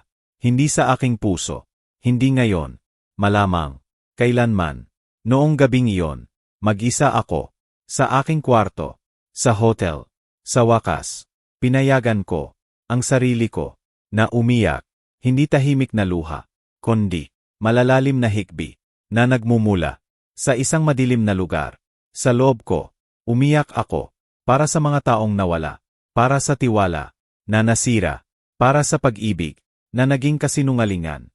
Umiyak ako, hanggang sa, wala nang luha, hanggang sa, puro, walang laman, na lang, ang natitira. At sa walang laman na iyon, may nakita ako, malinaw, determinasyon, layunin, hindi ko hahayaan, nasirain ako nito, hindi ko hahayaan, na manalo sila, sa pagiging, permanenteng biktima, babangon ako, muli, bubuo ako, muli.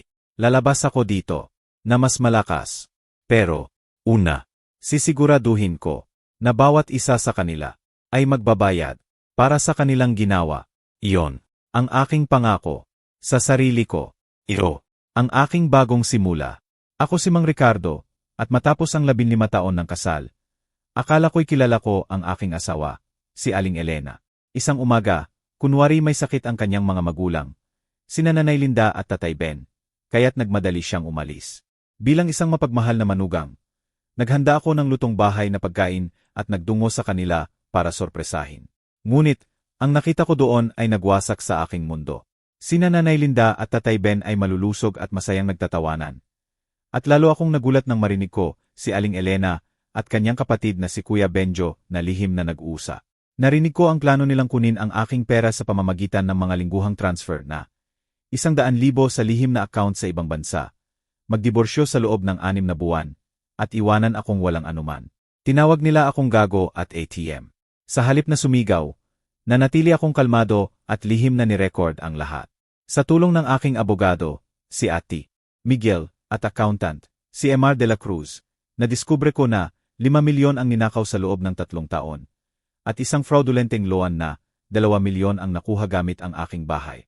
Mayroon pa si Aling Elena ng 0 milyon sa mga lihim na account. Kinailangan kong magpanggap ng ilang linggo. Umakto na parang walang alam, habang inihahanda ang kaso ko. Nang ihain ng diborsyo at ang kaso ng pandaraya, galit na galit si Aling Elena. Ibinunyag ko ang lahat ng aking ebidensya, mga recording, dokumento, at ang kanyang mga talaan, na nagpatunay sa kanyang pagtataksil. Hinatulan siya ng hukom, mababawi ko ang karamihan ng aking pera, ari-arian, at si Aling Elena ang mananagot sa 2 milyon utang. Sina Nanay Linda at Tatay Ben ay nawalan din ng ari-arian dahil sa kanilang pakikisangkot. Bagamat masakit ang pagtataksil, pinili kong huwag magsampa ng kriminal na kaso at sa halip ay nakatuon sa aking kapayapaan. Nagbago ang aking buhay, nagtherapy ako, ipinagbili ang bahay, lumipat sa bago, umasenso sa trabaho, at unti-unting muling natuto magtiwala sa piling ng isang bagong pag-ibig. Ang dating gago ay naging isang matatag, matalino, at malayang Mang Ricardo, na mas matibay ngayon kaysa dati. Ang sakit ng pagtataksil, halos sirain ako. Pero, ito ang nagpatibay. Ang dating gago ay wala na. Namatay siya sa pasilyo na iyon. Ang natira ay isang Ricardo na mas matalino, malakas, at malaya. Hindi ko pinansin si Aling Elena nang tangkain niyang makipag-ugnayan. Wala na akong kailangang marinig. Ngayon, nagde-date ako kay Tanya, dahan-dahan, natututong magtiwala ulit. Natutunan ko, ang tiwala ay kailangang kitain. Ang pag-ibig, kailangan ng respeto. Nawalan ako ng pera at taon, pero hindi ang aking dangal, kakayahang bumangon, o kinabukasan. Ako'y survivor, Mang Ricardo. Ang aking kwento, nagsisimula pa lang.